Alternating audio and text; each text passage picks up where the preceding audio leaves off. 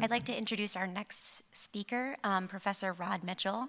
He's professor at developmental endocrinology at the Queen's Medical Research Institute in Edinburgh. His main research interests include developing regenerative medicine technologies for pediatric cancer survivors with testes, and understanding the germ cell niche and the origins of testicular cancer, and understanding fetal gonadal development. He has several external awards from the UK Research and Innovation and the Wellcome Fund. Some of Professor Mitchell's recent research investigates extracellular vesicles on urological malignancies or developing sperm. It's my pleasure to introduce him to welcome him to the podium today.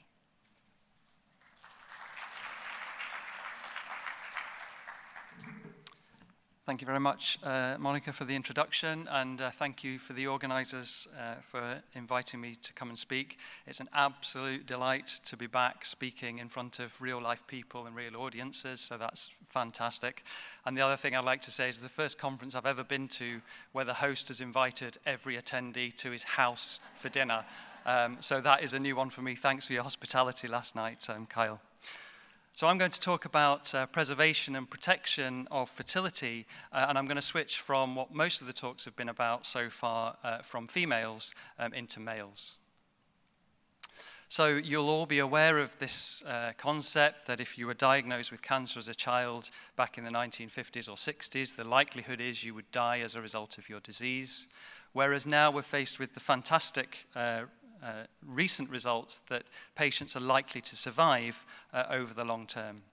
But it gives us the issue of the long-term follow-up of these patients and a large number of patients who are facing problems directly related to their treatment. And so for boys, of course, they're no exception, and fertility is a particular issue for boys facing treatment. And for these boys, the option of collecting sperm for fertility preservation is not there, and therefore we're always relying on the idea of preserving the somatogonia within the testis. So what happens to somatogonia with treatment? So here's just an example of a study looking at testicular biopsies from individuals with a variety of different conditions. And you can see in the gray circles and the gray shaded area, this is the normal number of somatogonia in the testis. But if you focus your attention on the black boxes in the bottom, these are individuals who've been exposed to alkylating agents. And what you can see from this study is that these somatogonia numbers are drastically reduced and in many cases completely lost as a result of alkylating exposure. So we know for sure that these boys are at risk of infertility. What can we do for patients? Well, at the moment, the main focus is really on trying to preserve their potential, preserve the tissue that has the somatogonia in by taking a testicular biopsy from the patient before their treatment and freezing that tissue. What would we then do with the tissue beyond? Well, as you know, the idea is that we can potentially put either the tissue or the cells back into the patient to restore their fertility, or alternatively use in vitro type approaches.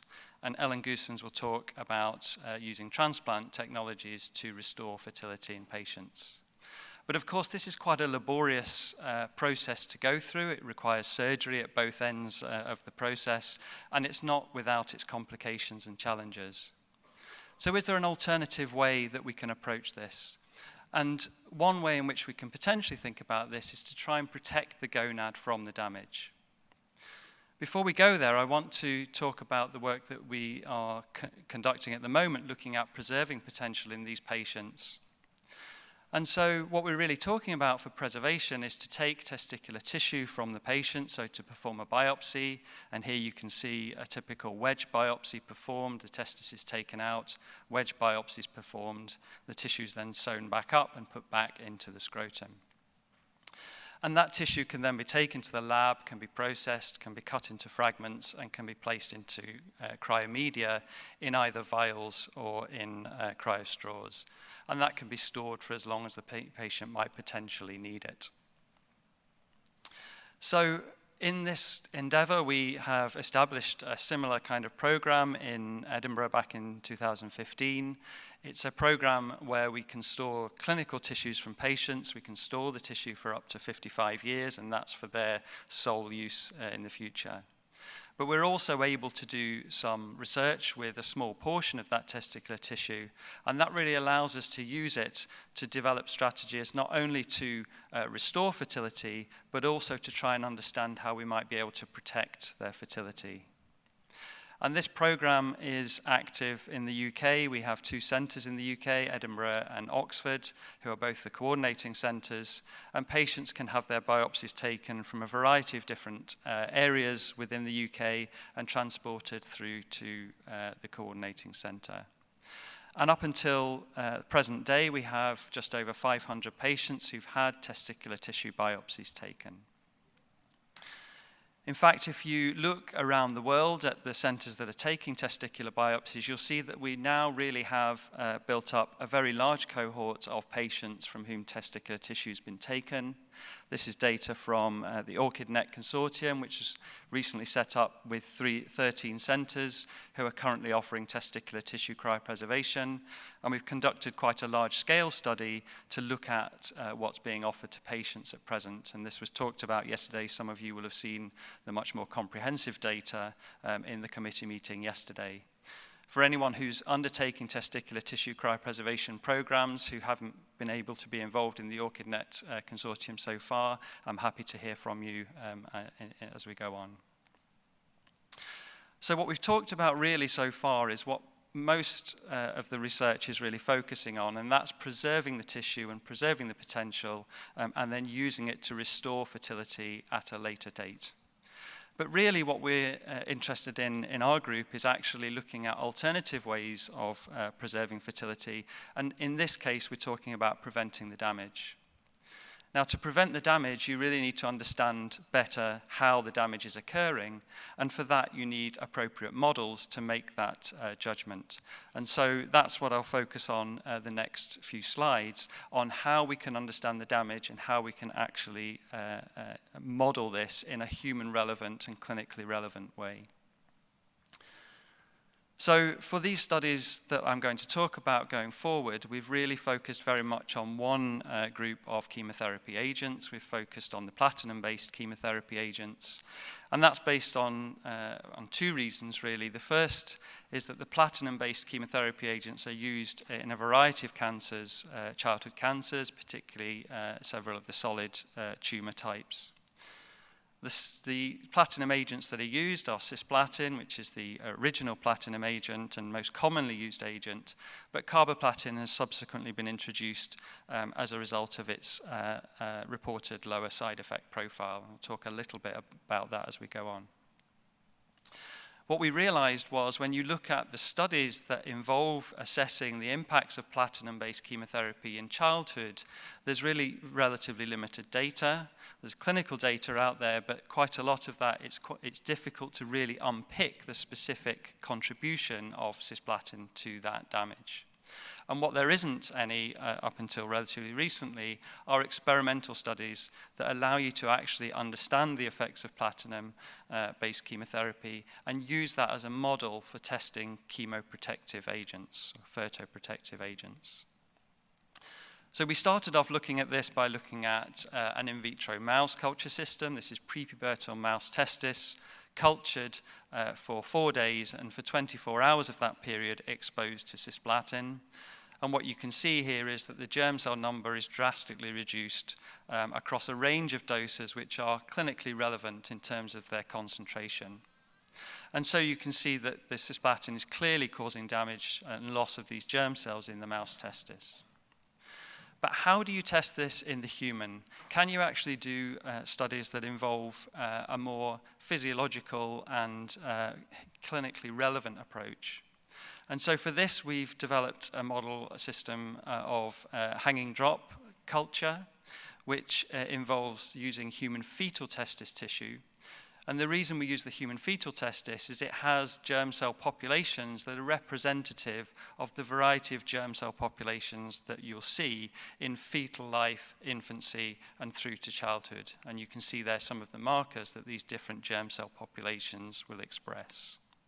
So the hanging drop really allows us to maintain the tissue in a good state in terms of architecture, histology, cell populations, and also function, hormone production, etc. It's a very nice representative model of human testis development.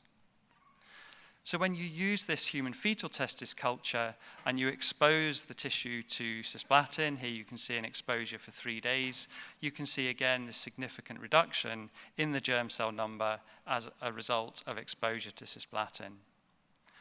You can go one step further and you can take these cultured tissues that have been exposed to cisplatin and you can look to see what the long-term effects of that treatment might be by xenografting those tissue pieces into a host mouse. So this is tissue that's been xenografted, having already been exposed grafted for a further 12 weeks, and then you can see that still this germ cell loss is persisting over a prolonged period of time.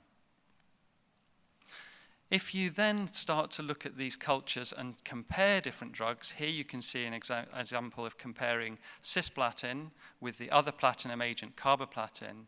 And whilst we're all familiar with the concept that carboplatin has a lower side effect profile in terms of other body systems, certainly from this culture model, we don't see any specific difference in the germ cell loss that occurs with cisplatin exposure compared to carboplatin exposure. And again, these are both in the clinically relevant dose range. What about the somatic cells of the testis, so the Sertoli cells being the primary supporter of germ cell development? Well, when we look at these Sertoli cells in these cultured testes exposed to cisplatin, we see no change in the number of Sertoli cells, we see no change in the number of apoptotic Sertoli cells, and when we measure the hormones in the culture, so AMH and inhibin B as two key Sertoli cell hormones, these are again unchanged by exposure to cisplatin. So it looks like the effect is really very much primarily on the germ cells of this cisplatin exposure. So of course what I've showed you so far is all using the human fetal testis, and I will take the point of anyone who says, yes, but you're still not talking about the appropriate tissue for clinical relevance. So we've also been able to now do some studies where we culture the tissue with cisplatin, but we use human prepubertal tissue, so we use the relevant tissue in this context. And so these are taken from biopsies from patients. This is some of the tissue that's been donated for research. And when you expose to cisplatin, what you see is there's a significant reduction in the number of somatogonia, similar to what we found with both the human fetal testis and the mouse. But if we use a marker which is representative of the somatogonial stem cells, so UTF1, we actually see that there's a significant reduction in also the subpopulation of cells which appear to represent the somatogonial stem cells. And what you can see from that somatogonial stem cell graph is that there is a complete loss of somatogonial stem cells for 2 of those patients for whom we exposed the tissue to cisplatin. So our expectation for those patients would be in vivo exposure to this dose of cisplatin might be expected to wipe out their somatogonial stem cells and render them infertile. So we've talked about understanding the damage. The next question is really, can we use these models? Can we use these approaches to look at ways in which we can prevent the damage from occurring in the first place? And you will be familiar with the literature on some of the potential fertoprotective agents, and we saw some of them mentioned in the talk on the female, and some of these also have been thought to apply to the male. So you can see here a list of agents that have been tried as fertoprotective agents in rodents with differing degrees of success. So the question is, would any of these potential fertoprotective agents be applicable to the human situation? And we became mostly interested in GCSF as a potential fertoprotective, and that's really because we know that GCSF is used already clinically for patients to mobilize their stem cells and to treat neutropenia, and used already in cancer patients. So it might be a drug that is not unfamiliar to this particular population.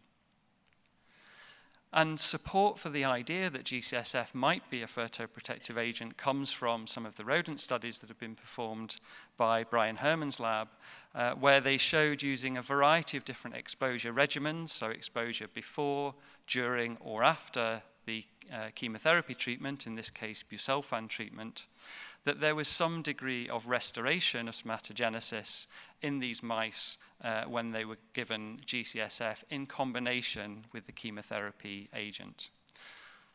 So this gave us the opportunity to use the models that we developed using the human tissue to try and see whether GCSF is also protective in this context. So we performed very similar studies to those that the Herman lab had performed, but this time we used cisplatin again as our model chemotherapy agent. And we exposed these human fetal testes to cisplatin with or without different doses of GCSF. And you can see here the regimen that I'll show you just now. And so when you look at the effect of the cisplatin alone on the germ cells themselves, then you can see, as we expect from the previous studies that I've shown you, there is this reduction in germ cell number as a result of cisplatin exposure. And of course, what you want to see next is I'm going to click this clicker and you're going to see some amazing restoration of germ cells and potentially of fertility, but you know what's coming, because actually, in this case and in this study, we don't see any protection of GCSF on these germ cells. And that really, I think, is an important lesson for us to be ensuring that when we're doing these studies, particularly the rodent studies, that we're able to try somehow to translate those to how they would appear in the human situation. We've also done another couple of regimens, so not just over the whole period of treatment, but some before, some after, and still we don't yet see any effect of GCSF on these germ cell numbers. So what about an alternative approach? Rather than taking the candidate approach or trying to pick our agents from those that have been found to be successful in rodents, should we use a more unbiased approach in trying to identify fertoprotective agents? And so for this, we've developed a drug screening approach to try and pick out agents that we think might be protective that we can then take on into our human tissue models. And so for this initial drug screen, we've used a somatogonial cell line, we've used a GC6 SPG cell line, we've exposed those cells to cisplatin, and we've also used 1,280 different FDA-approved drugs and small molecules as a test for their fertoprotectivity. And the important thing is that these are all drugs that are commonly used in clinical practice at present, so that obviously if we identify one which is potentially protective, it's likely to be much quicker to be in clinical practice in the future than newly identified molecules or signaling pathways. So we've optimized this system to be able to allow us to look at the difference between cisplatin-exposed cells and control cells. And that means that we'll be able to identify whether the different agents that are used as potential fertoprotective agents are indeed fertoprotective. This is the way that the system is set up, so you can see the well plates with the controls and cisplatin in the first columns, and then the test compounds across all the rest of the wells. So it's a large scale, or relatively large scale approach. When we do this screening, what we find is that each of these lines you can see on this graph is an individual drug and whether it's protective or not. And we use a threshold of what's called a Z-score to try and determine which ones are hits in our screen. So you can see there's a few peaks there peaking up above the threshold line, and each of these drugs is considered a hit on the initial screen. So far we've done the screen. We've been able to identify a number of different compounds that are potentially protective for these somatogonial cells, some of which you will recognize, especially the clinicians amongst you will recognize many of these drugs. And so we're in the process now of validating these hits, and ultimately, once we've validated the hits, we want to take these obviously into our human fetal tissue system to really try and determine just how relevant these are to a clinical situation. So I hope that I've given you some kind of a feel for the importance of preserving fertility in young males. an idea of some of the things that we might be able to do to restore fertility, but importantly to try and protect fertility in males.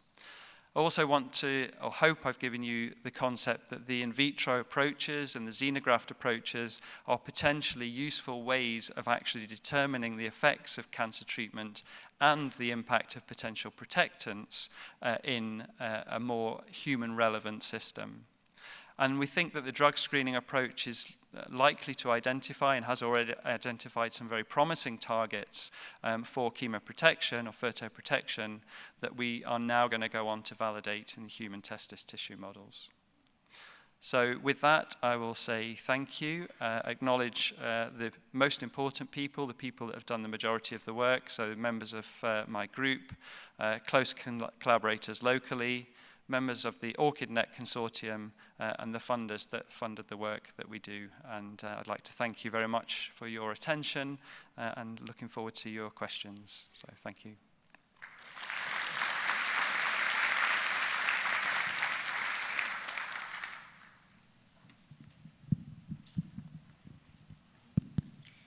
Hi, Rod. Thanks for sharing your wonderful work. It's exciting to see what you'll find next. I wanted to ask a question about one of your early slides, and I know this wasn't the focus of your talk, but you showed some effect on the testes in sickle cell. And I was curious if your group is doing any work in this area. You know, we know that when kids with sickle cell get bone marrow transplants, they're at high risk for future infertility, but there's more research now showing concerns about the disease itself and newer drugs like hydroxyurea, which are being used in younger and younger kids. And I just was curious, number one, if you're doing any work in this area, and number two, what your thoughts are. Yeah, so it's a good question, Lena. So we are not ourselves in our group doing work with sickle cell, but there are quite a number of groups within the sort of European consortium that we have who are focusing very much on sickle cell. And I think probably the summary is that it does appear that there is already underlying damage in individuals with sickle cell in terms of fertility. What the contribution of hydroxyurea to that or not is not quite so clear, but it does raise the question, if the individuals with sickle cell already have impaired fertility before you're even considering doing a biopsy, then you have to think about what it is you're preserving and what the potential for that tissue is going forward. So I think the sickle cell group is quite an important group. But as you saw there in the data, there are reduced matogonal numbers in sickle cell patients generally. Okay, thanks.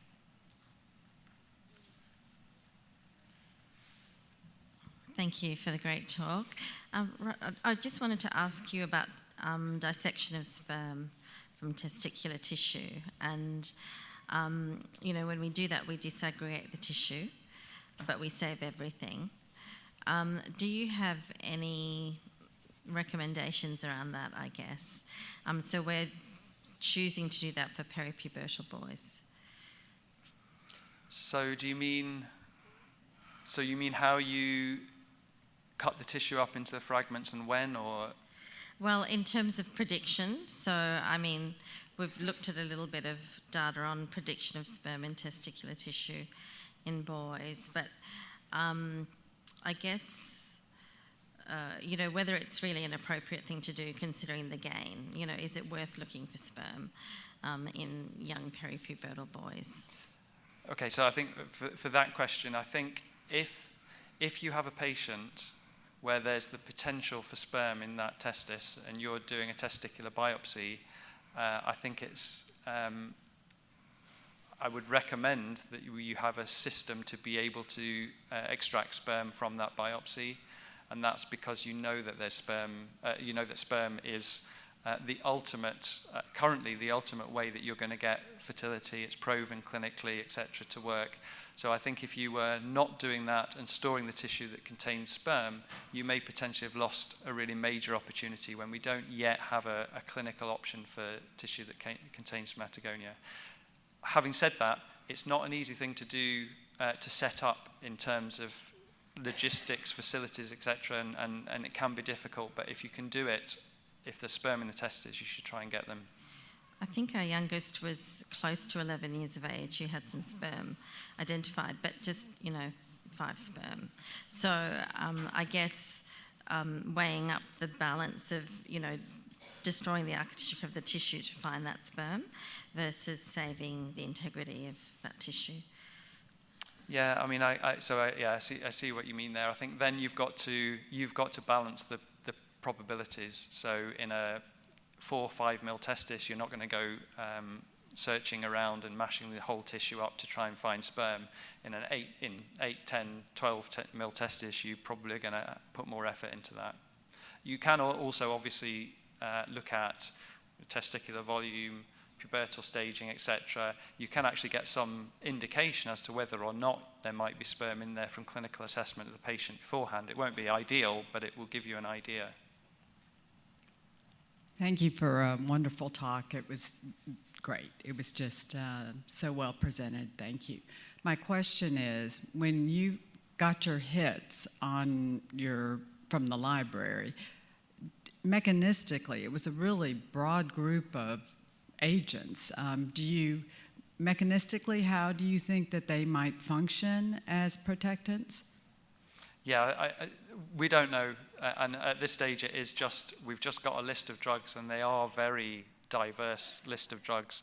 So the first step is to validate them, and I think those that don't meet validation, we won't be looking into great detail. And once we've completed the validation, then we might start to focus a bit more on the mechanisms. And of course, we might identify drugs that are protective. That would be great.